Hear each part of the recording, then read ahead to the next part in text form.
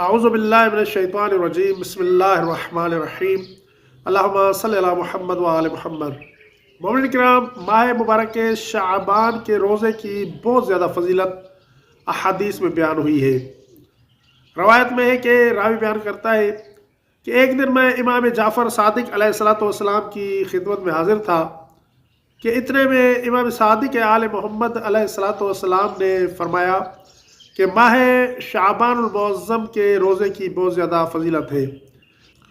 और फिर इमाम अलैहिस्सलातु वस्सलाम ने इरशाद फरमाया कि हत्ता के माह शाबानुल मुअज़्ज़म के रोज़ों का फ़ायदा उस शख्स को भी हो सकता है कि जिसने खून नाहक बहाया हो, यानी बेकसूर खून बहाया हो, उससे भी इस मुबारक महीने शाबानुल मुअज़्ज़म के महीने में रोज़ा रखने का सवाब मिल सकता है।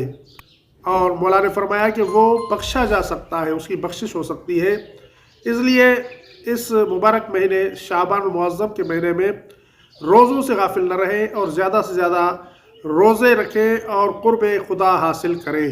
और नीचे जो वो सब्सक्राइब का बटन है ना, उसको हिट करो, जल्दी से करो सब्सक्राइब।